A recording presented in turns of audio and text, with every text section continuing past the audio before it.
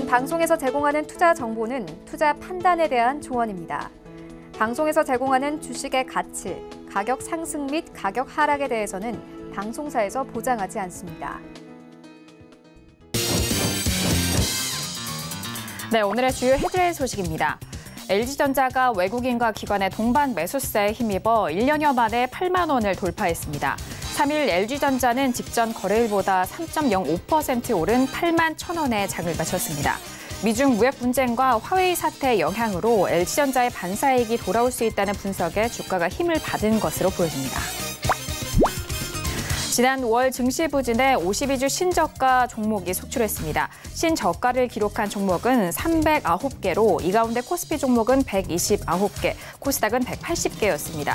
전체 상장 종목의 13.8% 수준으로 평균 7개 중 1개꼴로 신저가를 기록한 셈입니다. 당분간 미중 무역전쟁 격화로 증시 부진이 예상되는 만큼 신저가 종목이 더 나올 수도 있는 상황이 예상됩니다. 국내 포털업계 투톱인 네이버와 카카오가 엇갈린 주가 흐름을 보이고 있습니다.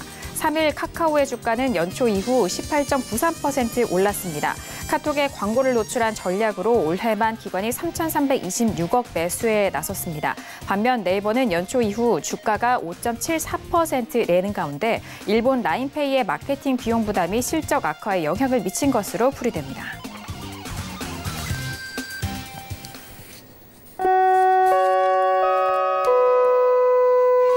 네, 안녕하세요. 평택저널 정석투자 김은혜입니다. 오늘은 6월의 첫 거래일이었습니다. 지난주였죠. 금요일장 뉴욕 증시는 3대 지수 모두 1% 넘는 하락 속에서 약세 흐름으로 마감됐습니다. 하지만 오늘 우리 시장에 대한 부분은 이 흐름과는 좀 영향을 미치지 못한 상황인데요. 대부분의 아시아 증시는 하락세로 이어졌지만 오늘 우리 증시는 1% 넘는 상승으로 선전을 좀 보인 상황입니다. 오늘 코스피 지수는 외국인의 매수 유입 속에서 1% 넘는 상승으로 마무리가 됐는데요. 특히나 외국인이 집중 매수를 보였던 앞선 헤드라인 뉴스를 통해서도 만나보셨던 LG전자를 비롯한 삼성전자의 집중 유입이 된 상황입니다. 삼성전자는 3% 넘는 급등으로 오늘장 마무리가 됐고요. 그 밖에 시가총액 상위 종목들의 선전으로 지수를 끌어올린 상황입니다. 자, 더불어서 오늘은 원달러 환율이 1,180원대로 다시 주춤을 하고 있는 상황이고요. 반면 코스닥 지수는 개인 홀로 뒷받침해주면서 강보합권 마감이 된 상황입니다. 코스피 시장과는 반대로 개인 홀로 매수세가 유입이 된 상황인데요. 자, 이렇게 오늘 월요일장에 모두 마무리가 됐습니다. 오늘도 정석투자와 함께 하시면서 오늘 시장에 대한 정리와 그리고 내일 시장에 대한 대응 전략까지도 꼼꼼하게 확인해 보시길 바라겠습니다. 그럼 오늘 시장 흐름 다시 한번 정리합니다. 시세 보시죠. 네, 오늘 코스피 지수는 전일 대비 1.28% 상승한 2,067.85에 장을 마쳤습니다. 수급상 확인하시죠. 외국인 홀로 순매수, 반면 개인과 기관의 동반 순매도 이어갑니다. 코스피 시가총액 상위 종목 확인하시죠. 삼성전자와 SK하이닉스 연일 상승으로 이어갑니다. 삼성전자는 오랜만에 3% 넘는 상승으로 43,800원에 장을 마쳤고요. SK하이닉스를 비롯한 현대차, 셀트리온까지 모두 상승으로 마감이 됩니다. 계속해서 코스피 시가총액 상위 종목 확인하시죠. LG화학은 1% 넘는 상승으로 33만 7천원에 장을 마쳤고요. 포스코도 역시나 1.68% 오른 24만 1,500원에 오늘장 마무리가 됐습니다. 오늘 코스닥 지수는 전일 대비 0.15% 상승한 697.50에 장을 마쳤습니다. 수급상 확인하시죠. 개인 홀로 순매수, 반면 기관과 외국인은 동반 순매도 이어갑니다. 코스닥 시가총액 상위 종목 확인합니다. 셀트리온 헬스케어는 0.18% 강보합권으로 5만 7천원에 장을 마쳤고요. 헬릭스미스는 2% 넘는 하락으로 19만 200원에 오늘장 마무리가 됩니다. 계속해서 코스닥 시가총액 상위 종목 확인합니다. 메디톡스는 7% 넘는 급등 속에서 48만 3,300원에 장을 마쳤고요. 스튜디오 드래곤은 하락세로 이어가면서 9.35% 하락한 6만 6,900원에 오늘장 마무리가 됐습니다. 네, 본격적으로 오늘 월요일장 정석투자 시작합니다. 월요일 저녁은요, 학과장 정호영 대표님과 함께 이어갑니다. 학과장님 안녕하세요. 네, 안녕하세요. 네, 반갑습니다. 자, 오늘 이렇게 6월의 첫 거래일이 지났습니다. 지난주 금요일장에 뉴욕 증시 3대 지수가 모두 좀 하락으로 마무리가 돼서 오늘 장 초반부터 좀 우려감이 있었던 것 같은데 오늘 외국인이 삼성전자를 비롯해서 집중 매수한 상황인데요. 오늘 우리 시장 어떻게 보셨을까요? 네, 지수가 내려도 걱정이 안 되는 날이 있고 올라도 불안한 날이 있는데 오늘은 후자 같습니다. 왜 그런지 제가 이 시간을 통해서 자세하게 전달해 드리겠습니다. 네, 일단 뭐 시세 이면에 있는 그 밖에 있는 현상까지도 오늘 학 과장님과 함께 분석을 통해서 만나보실 수가 있으니까요. 오늘도 끝까지 함께 해주시길 바라겠습니다. 자, 이렇게 오늘 학 과장님과 인사를 나눠봤고요. 첫 번째 코너로 바로 들어가 봅니다. 오늘의 첫 번째 코너는 시황 분석론이 기다리고 있습니다.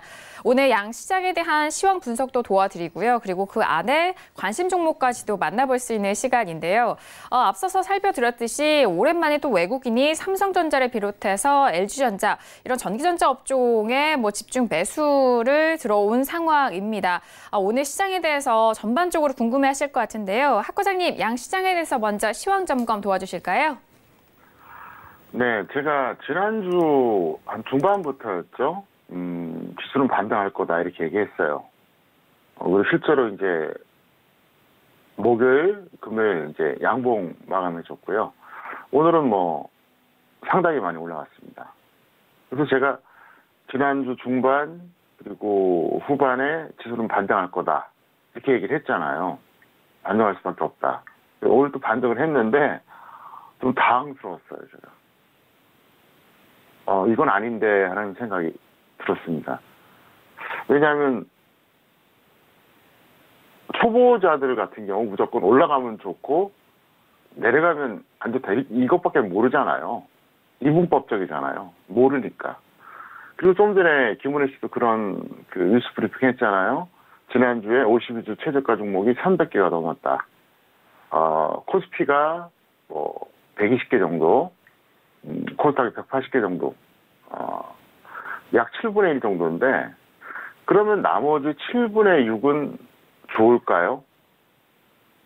52주 신저가는 아니라도 추세는 분명히 나쁩니다. 물론 7분의 6이 전부 다 나쁘다는 건 아닙니다. 일부 좋은 종목도 있긴 할 겁니다. 근데 희박하죠, 확률이. 대다수의 종목이 52주 신저가는 아니래도 아마 추세가 무너졌을 겁니다. 그래서 바로 시황을 보는 거예요. 전문가나 개인 투자자나 그거를 아셔야 됩니다. 시황이 가장 중요한 겁니다. 시황을 보는 이유가 바로 거기 있는 거예요. 쉽게 말해서 묻어둬서 수익 나오면 그보다 더 편한 게 없겠죠. 단타하는 것보다. 근데 대다수의 종목이 이렇게 시황과 연동이 된다는 얘기예요. 제가 항상 얘기하잖아요. 종목의 80에서 85% 정도는 거의 시황과 연동된다. 나머지 15에서 20% 정도는 지수보다 약하거나 강하거나 그런 흐름이 나온다. 이렇게 얘기했잖아요. 그래서 시황을 보는 거고, 항상 말씀드리지만 주식 투자에서 시황이 약 80%입니다. 파생을 하는 사람만 그러냐? 아니에요. 선물하는 사람도 그렇습니다. 여러분들 한번 지금 각자의 포트폴리오를 한번 1년 전부터 홀딩했던 분들 한번 보시면 어떻습니까?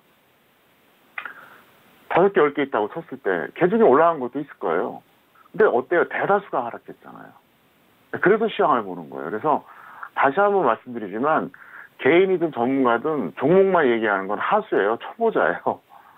특히 차트 갖고 이 말장난하는 거 진짜 초보자예요. 그보다 약간 단계가 높아지는 게 가치를 논하는 겁니다. 그런데 진정한 어떤 투자의 바이브는 시황이란 거, 이걸 명심하시기 바랍니다. 그래서 여러분들이 주변에 같은 개인 투자자들끼리 서로 이제 토론이라든가 토의를 한다든가 아니면 전문가들한테 돈 받을 때 시황을 언급하지 않는 사람은 신뢰를 하지 말아야 됩니다. 물론 항상 저도 적중을 못해요. 비록 예측을 하지만. 그래서 어쨌든 개인 투자자가 발전하려면 시황을 예측하려고 노력해야 되고 주식 전문가가 진짜가 되기 위해서는 시황을 예측하려고 그래야 돼요. 이 방송을 주식 전문가들도 많이 보고 있다는 걸 제가 너무나 잘 알고 있습니다. 일반인들은 서울경제TV보다 다른 경제TV를 더 보는 걸 알고 있는데 전문가들은 제 방송을 거의 다 본다고 제가 알고 있어요. 들려오니까요. 참 이게 아이러니죠. 어쨌든 오늘 좀 풀이를 해드리겠습니다. 서두가 길었는데 왜 그런지 아주 디테일하게 설명드리겠습니다. 등락 결과 간단하게 말씀드리면 코스피는 하락 출발 이후에 장대 양봉이 나왔는데 일교차가 41포인트였습니다. 코스닥은 역시 하락 출발했는데 상승 양봉, 장대 양봉까지는 아니고요. 5일선 회복해주는 정도였어요. 그러니까 강보합 수준이었고요. 등락 원인 살펴본다 그러면 역시 코스피는 외국인과 프로그램 매수, 이게 이제 포인트가 되겠고요. 대형주가 급등했습니다. 삼성전자 올라가니까 전기전자 올라가고 당연히 대형주 지수가 좋았겠죠. 코스닥은 외국인과 기관 매도로 좀 주춤했고요. 대형주가 강보합이었어요. 그래서 생각보다 많이 안 올라갔습니다. 특이사항을 말씀드린다 그러면 우리나라 시간으로 오후 3시 30분 장 마감할 때까지도 미국 선물, 일본, 중국 모두 다 하락한 상태였어요. 우리나라만 급등했다는 얘기죠. 코스닥은 플러스 5% 이상 종목은 코스닥이 약간 더 많았습니다. 무슨 얘기냐? 오늘 지수는 코스피가 더 강했습니다. 분명히. 여러분 확인이 되는 것처럼. 그런데 플러스 5% 이상 종목은 코스피가 19개, 코스닥 60개였으니까 이게 참 아이러니죠. 지수는 월등하게 강했는데도 오히려 플러스 5% 이상 종목은 코스닥이 더 많았다는 겁니다. 무슨 얘기냐? 그러니까 코스피가 어떻게 보면은 약간 좀 억지스럽게 올랐다. 그걸 말해주고 싶은데 좀 이따 차트를 제가 보여드리겠지만 오늘 가장 제가 우려하는 게 두 가지가 있어요. 하나는 너무 자기적이었다. 자기적. 그러니까 뭐랄까 좀 자연스럽지 못했다. 어떤 인과관계가 수긍할 수 있는 상황이 아니었다. 그게 이제 가장 큰 문제였고요. 두 번째 뭐냐면 수급 흐름입니다. 억지로 뭔가 이렇게 좀 꾸며내고 약간 좀 어설프게 조작하는 걸 우리가 자기적이라고 그러잖아요. 그래서 이제 제가 대학 다닐 때 배운 게 고대 문학이 현대 문학보다 훨씬 수준이 떨어지는 이유가 그거라는 거예요. 인과관계가 이상하다는 거예요. 갑자기 일이 팍 벌어졌는데 사람들이 어리둥절하게.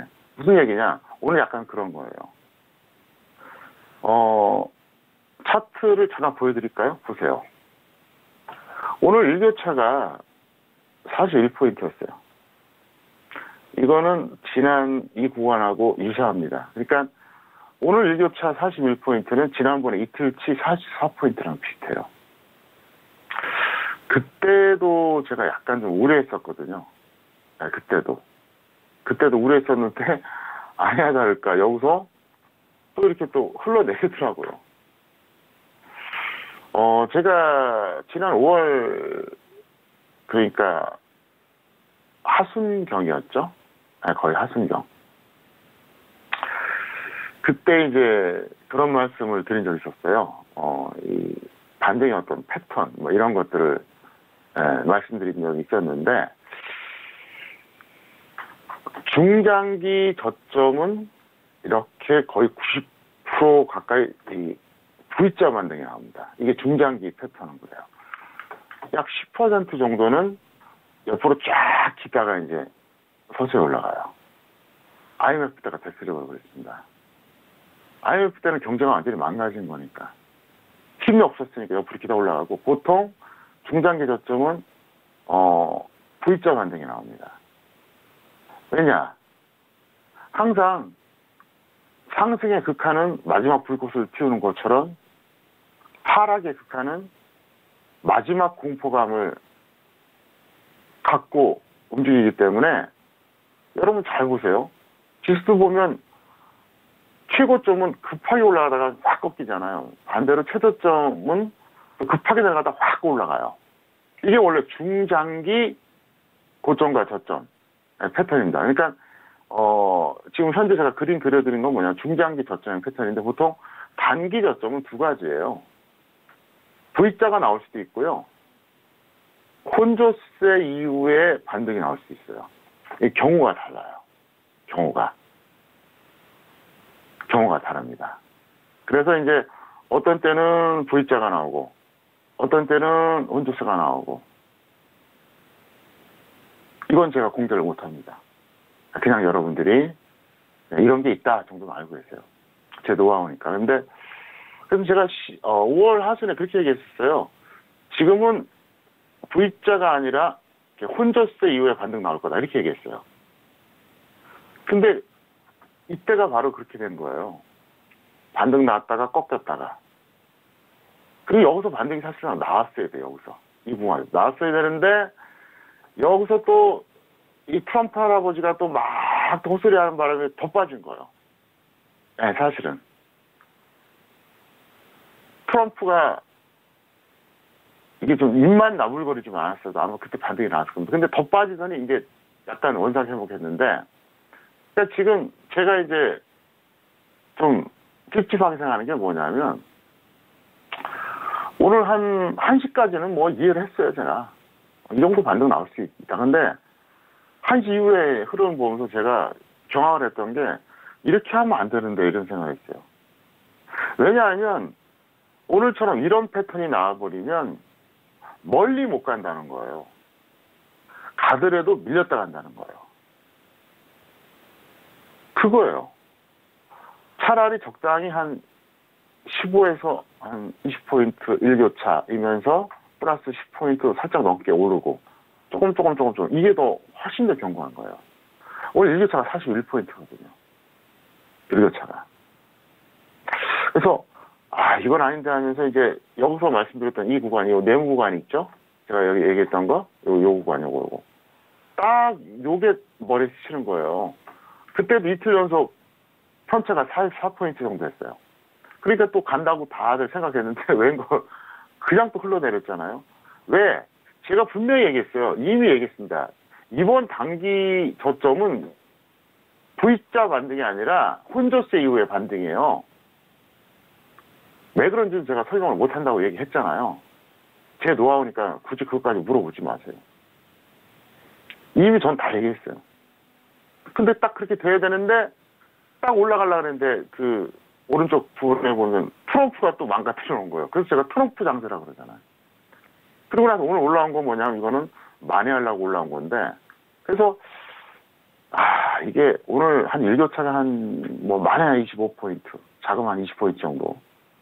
그리고 오늘 플러스는 뭐 많아야 한 15, 작으면 한 10포인트. 이러면 딱 좋은데 이게 좀 뭐랄까요, 좀 마음이 걸려요. 이러면 반등이 나와도 멀리 못 간다는 얘기예요. 가더라도 밀렸다 또 가요. 그러니까 공평한 거죠. 반등 나온 것만큼 또 밀렸다가 출렁거리 올라가지 쭉쭉쭉 올라가기가 굉장히 어렵습니다. 두 번째, 수급이에요. 오늘 외국인이 2,900억 순매수했죠. 그죠? 프로그램이 그때 4,600억이었어요. 프로그램 매수가 4,600억. 외국인이 2,900억 순매수였는데 프로그램이 4,600억. 사실 이게 반대가 돼야 좋거든요. 프로그램 매수라고 하는 것은 순식간에 또 그 금액만큼 또 쏟아져 나올 수가 있어요. 그러니까 올라갈 때는 좋은데 내려갈 때 또 독약이 되는 거죠. 그러니까 코스피하고 프로그램하고는 좀 성질이 다르다고 봐야 돼요. 그러니까 제가 항상 얘기하잖아요. 차트쟁이들한테 하수라고 얘기하는 게 뭐냐면, 예를 들어서 한 프로그램 1조로 한 50포인트 올라간 거하고 외국인에서 1조로 50포인트 올라간 거하고 이게 내용이 다르거든요. 질이 달라요. 근데 그걸 차트로는 똑같이 취급하잖아요. 그러니까 내용을 안 보고 그저 숫자를 계량시키는 게 바로 차트거든요. 결국은 이거 다 숫자예요. 숫자인데 이걸 이제 그림으로 만들어낸 건데, 근데 더 놀라운 게 뭐냐, 기간이 4,300억 매도했습니다. 무려 4,300억. 심각하죠. 제가 이제 이거를 화면을 지금 넓힐 수가 없어서 보여줄 수가 없는데, 죄송합니다. 그 기간은 이제 980억인데 금융투자가 4,300억이죠. 금융투자가. 금융투자. 근데 금융투자가 핵심이거든요, 원래. 제가 말을 잘못했네요. 어쨌든 외국인 2,900억 순매수했는데 프로그램이 4,600억이에요. 이게 반대가 돼야 더 좋거든요. 이게 좀 찝찝하다는 거죠. 프로그램은 내일 당장이라도 나올 수 있어요. 또 거꾸로. 4,600억이 매도로. 그 다음에 기간은 1,000억 약간 부족하게 매도했지만 금융투자가 무려 4,300억 매도했다는 거죠. 사실 그동안 지수가 내려갈 때 그나마 하락을 방어해 준 게 금융투자 쪽이거든요. 근데 얘네들이 던져버린 거예요. 프로그램 매수 나올 때 얼씨구 나오고 던져버린 거예요. 그러니까 이 수급으로 봤을 때 이게 안정성이 없다는 거죠. 무슨 얘기냐? 여기서 꾸준하게 길게 높게 올라가기 위해서는 당연히 외국인과 기관이 매수하고 개인이 매도를 해야 되죠. 근데 지금 수급을 보면 어때요? 내용을 들여다보면 오늘 지수를 많이 갔는데 프로그램 빨이었다고 봐야 돼요. 4,600억 매수했으니까 무려. 프로그램에서 올라간 거예요. 그게 마음에 걸려요. 물론 외국인 매수가 작은 건 아니지만 어쨌든 그렇고 그동안 하락을 적극적으로 방어해줬던 금융투자 쪽에서 4,300억을 던졌다는 거죠. 일단은 물량을 줄였다는 거예요. 매수는 하지 않더라도 매도가 그냥 약간 있는 정도 같은데 이해를 하겠는데 이거는 이렇게 되면 또 역시 찌글찌글이란 얘기예요. 그래서 그냥 종가만 본 초보자들은 아이고 오늘 올라갔네 하고 좋아할지 모르겠지만 내용을 들여다보면 그게 아니란 얘기예요. 그리고 코스피하고 선물하고 이제 흐름을 제가 체크해봤어요. 그랬더니 확실한 건 선물이 과매도입니다. 선물이 과매수. 실수했네요. 과매수.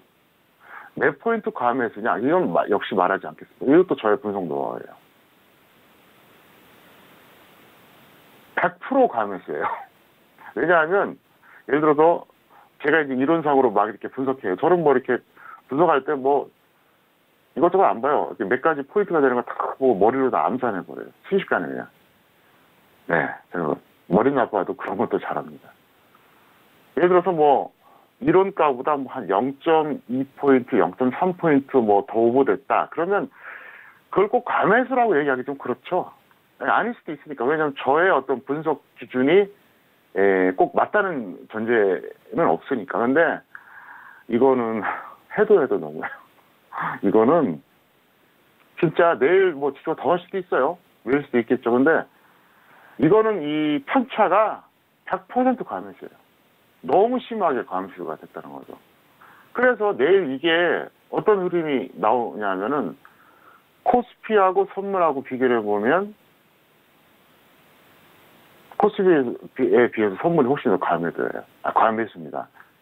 그러니까 만약에 선물이 과매수가 아니라 정상이었다. 그럼 코스피가 안 간 거니까 코스피가 올라가겠죠. 반대로 코스피가 올라간 게 이 정도가 정상이야. 선물이 역시 성태초는 말대로 과매수였다. 그러면 내일 힘쓰기가 쉽지가 않을 거예요. 올라가도 그렇게 세지 않고요. 내려가면 어떻게 될지 모르죠. 그래서 지금 제가 공언했던 대로 야간 선물은 언제든지 말씀드린다 그랬잖아요. 지금 현재는 야간 선물이 뭐 보합으로 시작해서 플러스 0.05, 마이너스 0.30까지 그 편차가 아주 좁아요. 그러니까 오늘 종가 대비로 그 보합으로 시작했어요. 보합으로 시작해서 플러스 나온 게 겨우 0.05 포인트, 마이너스 나온 게 겨우 마이너스 0.30 포인트. 뭐 이렇게 폭이 상당히 좁은데 혹시라도 만약에 오늘 야간 선물이 플러스 1포인트 이상 올라간다. 일단 한번 때려보세요. 네. 전혀 지금 무포지션인 분들은 1차 하시고요. 1차 매도로.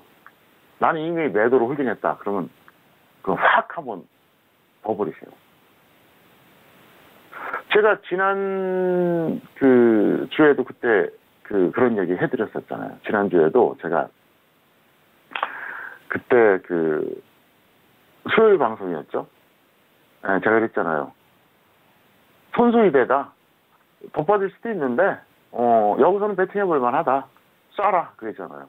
그러더니 결국 목요일에 플러스 양봉 나왔잖아요. 그리고 금요일에도 장중에 마이너스가 있었지만 어쨌든 플러스로 끝났잖아요. 비슷해요, 지금 상황이. 오늘 시황 얘기를 좀 많이 해야 됩니다. 그래서 제가 좀 길게 설명하는데, 그래서 어쨌거나 한번 야간 선물을 이렇게 해보시기 바라겠고요. 코스닥 잠깐 또 볼게요. 봐봐, 얘는 또 별로 안 올라갔잖아요. 0.15%니까 뭐 강보합이죠, 강보합. 예, 별로 올라간 게 없어요. 너무 차이가 나죠. 5일선은 돌파했지만 21선하고는 여전히 괴리감이 커요. 코스닥은 어때요? 지금 21선 목전에 갔잖아요. 근데 어쨌든 이런 이유로 별로 마음이 안 편하다. 이렇게 말씀드리겠고요. 또 목이 다 이렇게 잠기잖아요. 마지막 코너에 또 지금 얘기했던 것보다 훨씬 더 중요한 얘기를 하니까 이 방송을 계속 보시던가 만약 중간에 뭐 보기 싫다 그러면 살짝 안 봤다가 막판에 꼭 시청하시기를 바랍니다. 네, 오늘 월요일장 6월 첫 거래일에 대한 시황 점검을 도와드렸습니다.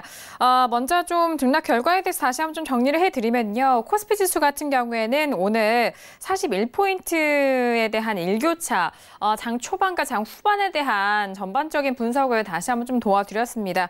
그리고 아직 21선에 대한 회복은 이루어지지 않은 상황이고요.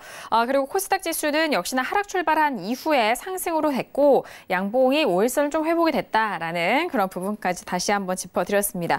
자, 그리고 오늘장 특이사항을 다시 한번 보실까요? 코스피 지수 같은 경우에는 미국 선물과 그리고 일본, 중국 이런 아시아 증시도 포함해서 좀 하락했음에도 불구하고 이들 증시 대비해서 오늘 우리 증시는 1% 넘는 큰 상승으로 좀 마무리가 된 상황이고요. 코스닥 시장 안에서는 5% 이상의 종목이 코스닥 좀 우세를 좀 이끌었다라는 점까지 다시 한번 확인을 해보시길 바라겠습니다. 자, 그렇다면 오늘 시장 안에서 관심 있게 보신 관심 종목도 만나보는 시간인데요. 학 과장님, 오늘 월요일장 안에서 어떤 종목들 관심 있게 보셨을까요? 네, 삼성 엔지니어링과 이글벳 두 종목을 선정했습니다. 네, 오늘장 두 가지 종목에 대해서 관심 있게 보신 것 같은데 삼성 엔지니어링과 이글벳을 꼽아주셨습니다. 자, 먼저 오늘 삼성 엔지니어링은요, 오늘 9% 넘는 하락으로 15,050원에 마감이 됐고요. 이글벳은 다릅니다. 오늘 24% 급등 속에서 연일 상승 이어가는데 8,200원에 장을 마쳤습니다. 자, 학 과장님, 두 가지 관심 종목에 대해서 구체적인 설명도 도와주실까요?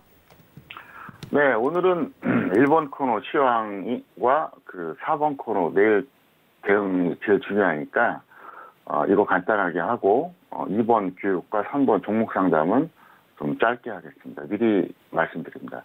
사실 종목 상담은 뭐 대부분 다 그래요. 아무 때나 멋대로 매수해놓고 손절 안 하고 물어보고 저한테 좋은 소리 들으려고 물어보는 종목들이 많아서 사실 시간 아깝다는 생각을 하거든요. 그래서 앞으로 종목 상담은 짧게 하겠습니다.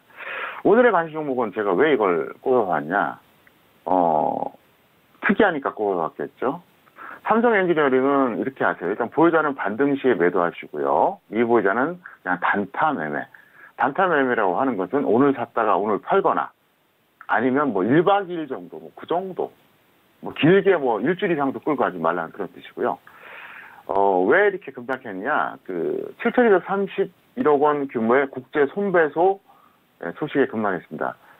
뭐 구체적으로는 뭐가 된지 저도 몰라요. 근데 어쨌든 손해배상 소송을 당했다 그러면 잘 아시는 것처럼 이게 한 달, 두 달 안에 끝나는 게 아니잖아요. 상당히 장기전으로 가잖아요. 개인과 개인 간의 민사소송도 상당 기간 가는데 이건 뭐 한동안 시달리는 거죠. 예. 완전히 이게 뭐 마무리되기 전까지 아무 일 없다고 해도 시간 낭비를 할 거고 정말로 손해배상을 어느 정도 일정 부분 담당한다 그러면 안 좋겠죠. 그래서 일단 그렇게 보시는 게 낫겠고요.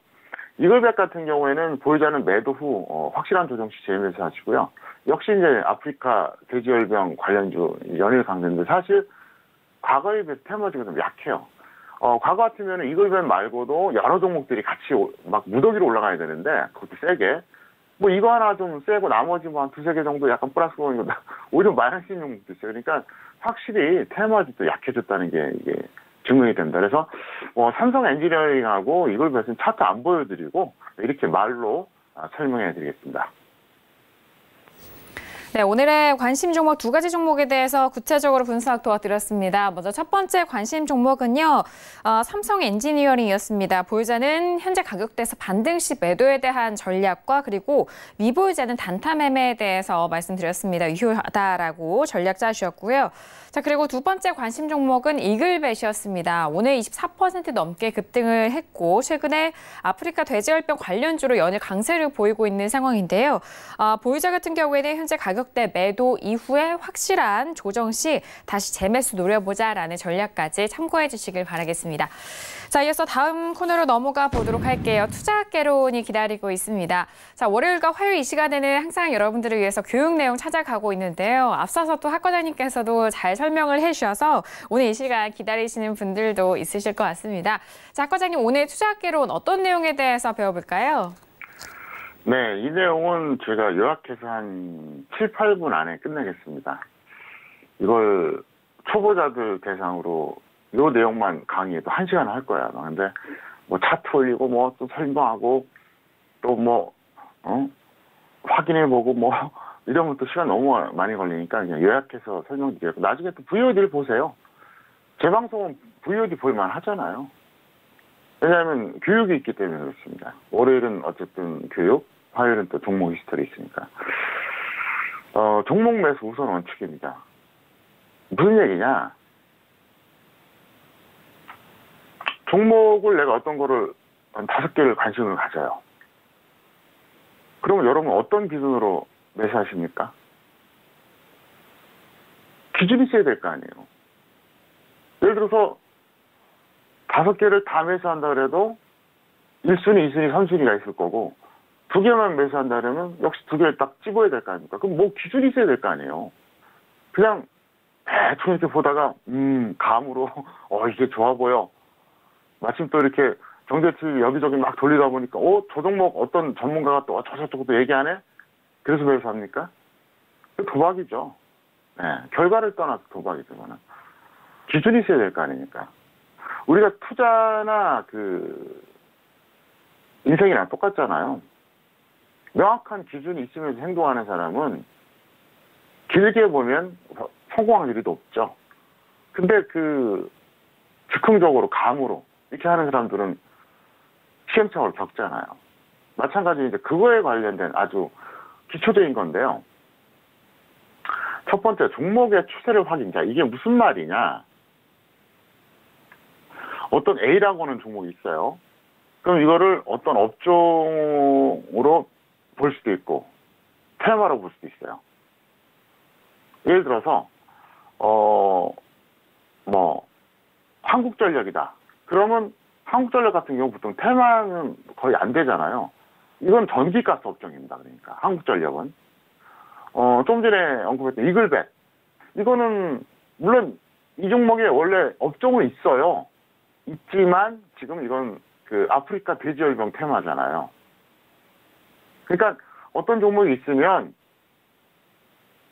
어떤 현재 움직이는 어떤 테마에 속한다 그러면 그 테마 쪽으로 참고하고 아니면 업종으로 보시는 게 나아요. 그래서 보통 일반적으로 봤을 때 우리가 흔히 우량주라고 하는 종목은 특정 종목의 업종을 보는 게 맞아요.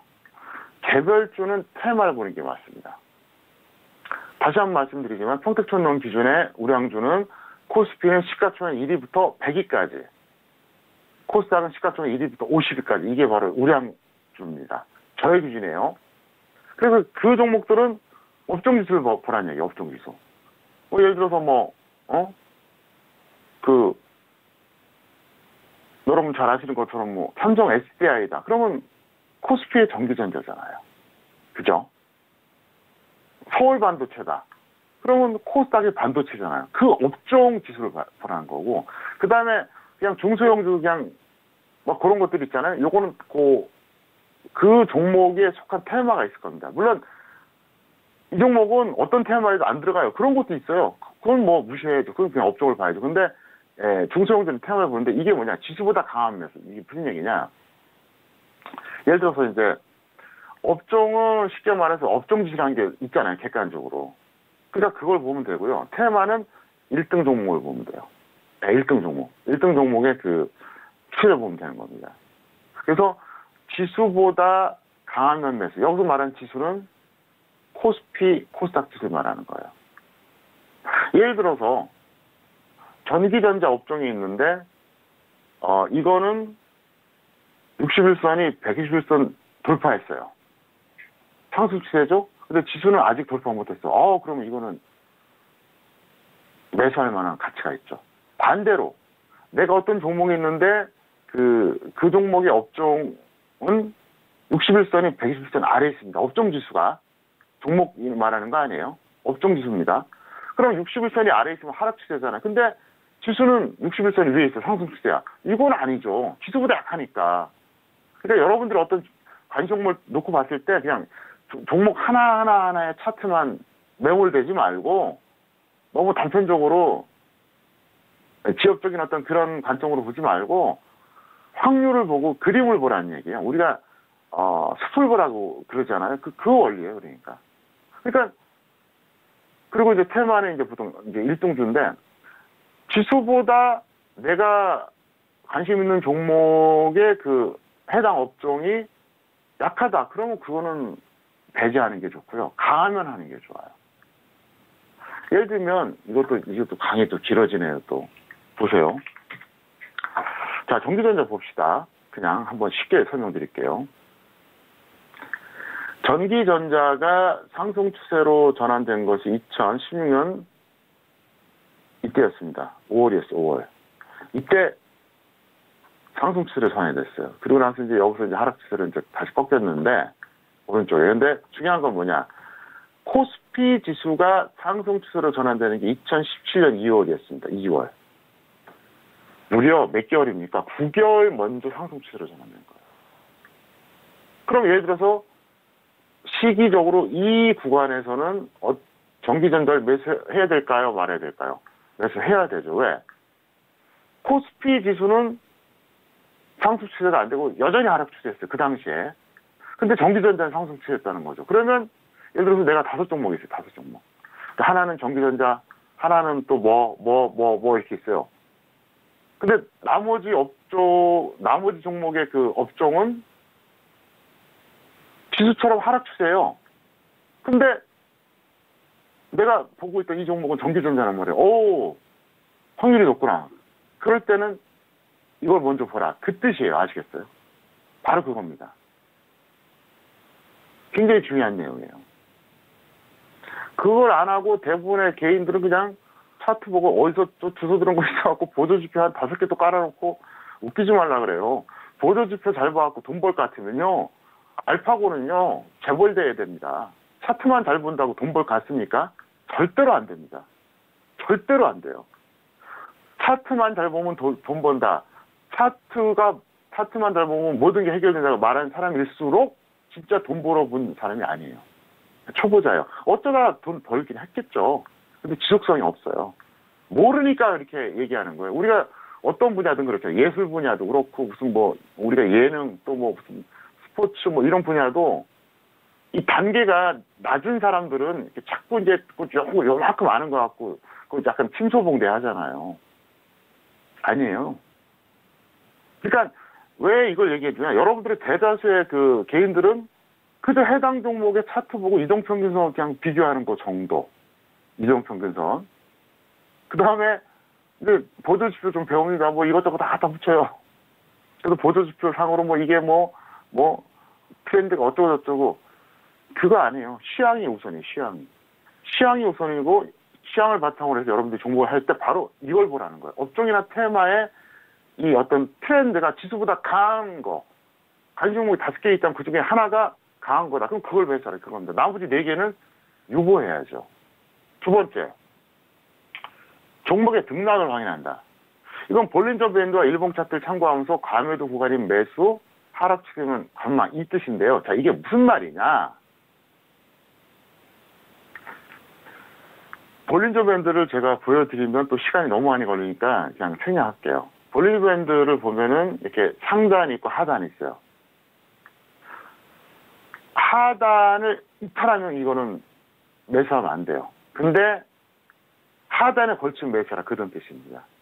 그리고 제가 추세 알려줬잖아요. 61선하고 121선.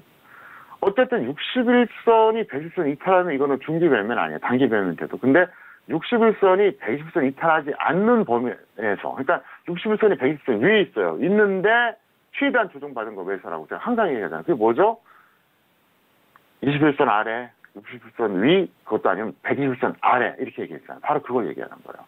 아마 이 방송을 만들고 있는 스태프들은 아마 외우고 있을 거예요. 지금 뭐 PD 작가 우리 김은혜 씨까지 좀 심하게 표현하면 아마 제 방송 만드는 이 스태프들이 웬만한 지점보다 실력이 더 좋을 거예요. 저한테 2년을 강의를 들었으니까. 어쨌든 이걸 얘기하는 거고요. 상승 종목 중에서 선택, 이게 무슨 얘기냐? 보유 종목의 업종 테마 추세와 일봉 차트가 유사할 때 상승하는 종목을 우선 매수한다. 이게 무슨 말이냐면, 여러분이 이제 어떤 그 보유 종목이 있어요. 근데 업종 테마의 추세가 일봉 차트. 그러니까 쉽게 말해서 어떤 업종이 세고 어떤 테마가 세요. 근데 내가 이제 관심 있는 종목, 보유 종목 같은 경우 홀딩이고 관심 있는 종목 매수가 되겠죠.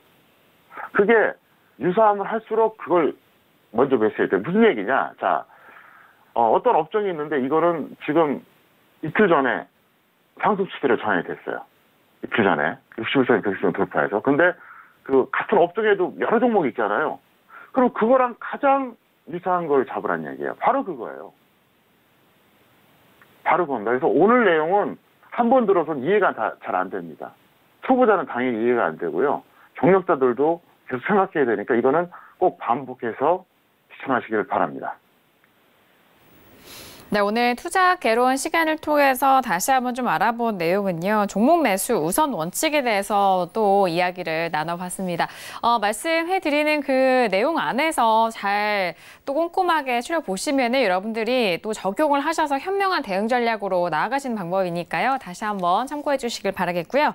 자, 지금은 시간은 10시 41분 지나가고 있습니다. 오늘 월요일장의 뉴욕 증시가 개장이 된 지 이제 11분 정도가 지난 상황인데요.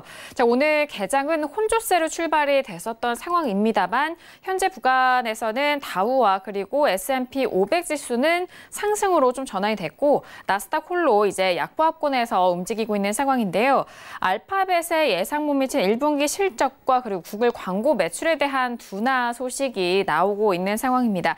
거기에 더불어서 이제 6월 12일에 이전에 또 예고했었던 관세 부과에 대한 소식과 그리고 6월 말에 있을 G20까지 기다리고 있는 6월의 첫 월요일에 지금 개장 상황인데요. 이 부분 다시 한번 좀 참고하시면서 대응해 보시길 바라겠습니다. 자, 이어서 선생님 질문 있을 시간으로 넘어가 보도록 하겠습니다. 오늘도 다양한 질문들 많이 접수해 주셨고요. 첫 번째 질문부터 확인해 보도록 하겠습니다. 자, 오늘의 첫 번째 질문은 끝자리 0796님의 질문 확인할게요. 유로스를 6,400원에 비중은 100% 질문 주셨습니다. 자, 오늘장 유로스 종가는요, 2.81% 상승한 5,860원에 마감이 된 상황입니다. 지금 올라왔지만 그래도 손실 구간이신데요. 학 과장님 어떻게 보실까요? 시약점이고요. 매수는 뭐 문제는 없습니다. 근데 손절을 좀 안 했죠. 그래 아쉽고요. 본전 매도 또는 마이너스 20% 손절 후 다시 재매수하시고요. 없는 분들은 내일 제가 볼 때 21선 아래로 한번 떨어진다 그러면 한번 접근해 보셔도 좋을 것 같습니다. 네, 뉴로스에 대한 진단은 시약점으로 확인됐습니다. 지금 반등 시에는 본전 매도 그리고 손절에 대해서는 마이너스 20% 매도 이후에 재매수 의견 확인하시길 바라겠습니다. 자, 이어서 다음 질문도 이어가 볼게요. 끝자리 6489님의 질문 먼저 확인합니다. 경농을 16,800원에 비중은 80% 질문 주셨습니다. 자, 오늘장의 경농 오늘의 종가는요. 0.94% 빠진 15,800원에 마감이 됐습니다. 현재 손실 구간이시죠? 자, 학 과장님 경농 어떻게 진단해 주실까요? 네, 계약점이고요. 추첨해서 한 게 확실합니다. 그래서 본전 또는 마이너스 10% 손절하시고요. 제가 주식자를 오래 했잖아요. 근데 이게 농약주들이 이렇게 부각된 적이 있나 싶어요. 그래서 적어도 그 농약주를 중장기 매매하시는 분들은, 북한한테 감사하셔야 됩니다. 네, 이 정도만 코멘트 하겠습니다. 네, 경농에 대한 진단입니다. 학점은 D 학점 확인됐고요. 반등 시에는 본전 매도 그리고 손절에 대해서는 마이너스 10% 매도 이후에 재매수 의견 참고하시길 바라겠습니다. 자, 이어서 다음 질문도 이어가 볼게요. 끝자리 4623님의 질문 확인합니다. ABL 바이오를요, 36,000원의 비중 35% 질문 주셨습니다. 자, 오늘 장의 ABL 바이오의 종가는요, 1.39% 상승한 32,900원에 마감이 됐습니다. 이 종목도 지금 손실이네요. 자, 학 과장님 어떻게 보실까요? 네, D학점이고요. 결과를 떠나서 확실한 추격 매수입니다. 그래서 본전 또는 마이너스 20% 손절하시기 바랍니다. 네, ABL 바이오에 대한 진단이었습니다. 본전 매도 또는 손절 마이너스 20% 매도 이후에 재매수 해보시길 바라겠습니다. 자, 이어서 다음 질문입니다. 끝자리 5384님의 질문인데요. 키움증권을 82,800원에 비중은 30% 질문 주셨습니다. 오늘 장의 키움증권은요, 1.27% 상승한 79,800원에 마무리가 됐습니다. 이 구간도 지금 손실인데요. 학 과장님 어떻게 보실까요? 이분은 질문 내용이 그래요. 버티려는데 전망해 주세요. 무슨 얘기냐? 총천님 홀딩하라고 말해 주세요. 이거거든요. 나쁜 종목 아니에요. 키움증권 좋아요. 근데 너무 성급하게 매수하셨고요. 일단 본전 매도나 마이너스 10% 손절하신 다음에 다시 매수하시는 게 좋을 것 같습니다. 네, 키움증권에 대한 진단이었습니다. 본전 매도 또는 손절은 마이너스 10% 매도 이후에 재매수 노려보시길 바라겠습니다. 자, 이어서 다음 질문도 이어갑니다. 끝자리 4621님의 질문이고요. 삼성전기를 10만 100원에 비중은 10% 질문 주셨습니다. 오늘장 삼성전기는 1.79% 상승한 96,900원 마무리가 됐는데요. 학 과장님 어떻게 보실까요? 과감한 예측 매수 하신 거예요. 뭐 문제는 없고요. 다만 이제 지수가 망가지니까 흘러내렸는데 본전 매도하거나 마이너스 10% 손절하시고 다시 한번 내려올 때 재매수 하시길 바랍니다. 네, 삼성전기에 대한 진단이었습니다. 학점은 C학점이고요. 본전 매도 또는 손절은 마이너스 10% 매도 이후에 재매수 의견까지 참고해 주시길 바라겠습니다. 자, 오늘도 선생님 질문앤스 시간을 통해서 다양한 질문들에 대한 상담 도와드렸습니다. 말씀드린 내용에 대해서는 투자 판단에 대한 조언이고요. 해당 상품의 가치와 수익률을 보장하지 않는다는 점 다시 한번 유의해 주시길 바라겠습니다. 자, 오늘 월요일장에 대해서 다시 한번 좀 점검을 도와드렸습니다. 내일 화요일장인데요. 화요일장에 대한 전망도 학 과장님과 이야기를 나눠볼게요. 자, 학 과장님 내일 화요일장 어떻게 보실까요? 5월에는 특히 5월 중순 이후에는 과매도였어요. 과매도. 누가 보더라도 확실한 과매도입니다. 그 이후에 오늘은 또 거꾸로 과매수예요. 그래서 극심한 혼조세가 예상됩니다. 제가 볼 때는 내일 아마 굉장히 난타전이 벌어질 거예요. 그래서 일단은 내일은 여러분들이 기본적으로 단타 마인드가 좋습니다. 차트 잠깐 보시겠습니다. 제가 아까 장황하게 설명했던 거죠. 지금 늦게 보신 분들은 이 방송 끝나면 VOD를 꼭 보시고 앞부분에 이 시황 코너 설명했던 거 다시 한번 보시기 바랍니다. 이거 일단은 제가 다 그림을 없앱니다. 5월 중순 이후라고 봐야 되죠. 이때가 이제 날짜가 이제 5월 9일인데 그 이후죠. 사실 여기서부터 여기까지는 거의 과매도. 이건 누가 봐도 과매도예요. 근데 또 오늘은 또 과매수입니다. 그래서 과매도가 지속되다가 하루에 너무 크게 올랐고 아까 제가 그 시황콜에서 말씀드렸던 것처럼 그 어떤 여러 가지 그 흐름, 뭐 수급도 그렇고 뭐 이런 것들 말씀드렸었는데 내일은 아마 혼조세가 나올 가능성이 상당히 높습니다. 그래서 내일은 적어도 내일은 단타 매매가 유리합니다. 그러니까 내일은 무조건 관망하는 것도 안 좋고 무조건 홀딩하는 것도 안 좋고 그동안 좀 물렸던 분들 좀 적당히 물량도 좀 털어주세요. 또 계속 손 놓고 있던 분들도 하시고 그래서 현물 같은 경우에는 매수가를 생각하지 마세요. 매수가를. 그건 본인 기준이에요. 개인들이 망가지는 가장 큰 이유가 뭔지 아십니까? 그 개인의 3대 집착 때문에요. 첫 번째, 매수가 집착. 두 번째, 주식 비중 100% 집착. 세 번째, 특정 종목 집착. 어떤 한 종목에 막 꽂혀요. 그거 아니면 주식이 없는 것도 아니에요. 아닌데. 100%가 안 되면 막 불안해요. 그 다음에 매수가까지 안 오면 절대 안 던지려고 그래요. 무슨 얘기냐? 쉽게 말해서 차트로 본다 그러면 여러분들이 확률상으로 이 구간에서 매수했던 종목은 지금 손실이 클 겁니다. 근데 그거를 내가 이 종목이 10,000원에 매수했는데 지금 7,000원이야. 그 10,000원은 본인 기준이에요. 시장은 아이고 그래 안 냈네. 그래. 그러면 10,000원까지 한번 올려줄게 하고 올려줄 줄 압니까? 아니에요 그게. 그러니까 이게 현실적으로 10,000원이 되기는 어렵다 싶으면은 8,000원이든 8,500원이든 끌어줄 줄 알아야 돼요. 그래서 이제 그거를 또 이제 여기저기 질문하면 전문가들이 그러죠. 본전할 때까지 홀딩하세요. 완전히 주식 잘못 배우는 거예요. 그렇게 말하는 사람들이 있으면 아주 문제가 많은 거예요. 완전히 망치는 거예요. 만약에 제가 항상 얘기하잖아요. 본전 올 때까지 홀딩하는 전략으로 만약 주식 투자가 다 될 것 같으면 세상에 돈을 날린 사람이 어디 있겠어요. 한 명도 실패하면 안 돼요.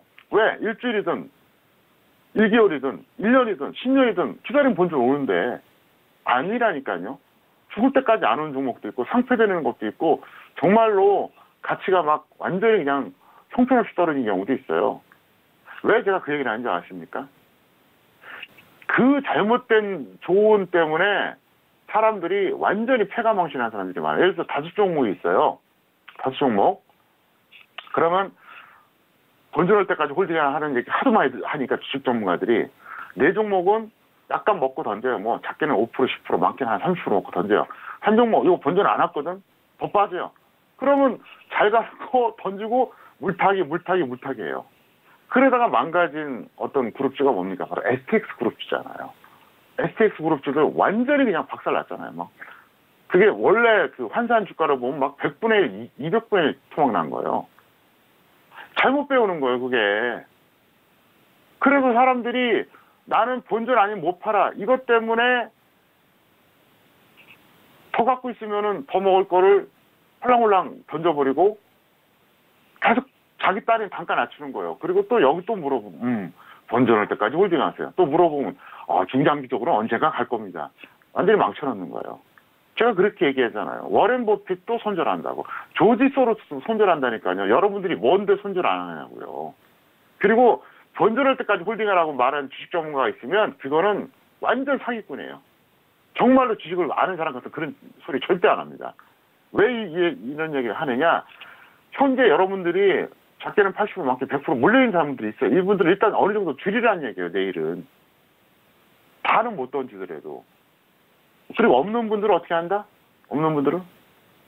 그냥 적당히 단타매매 하세요. 크게 욕심내지 말고. 그리고 파생하신 분들은 어떻게 하느냐? 양방향 매매 하셔야죠. 매도를 먼저 하든 매수를 먼저 하든. 그거는 뭐 상황에 맞게 하시는 게 좋겠고요.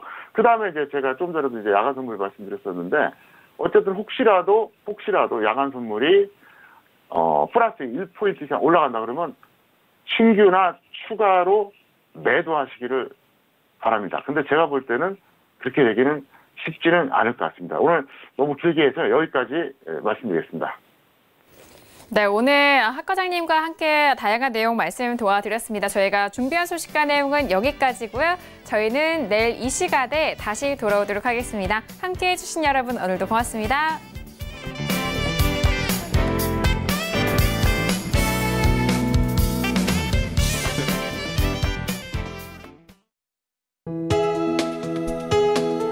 본 방송에서 제공하는 투자 정보는 투자 판단에 대한 조언입니다.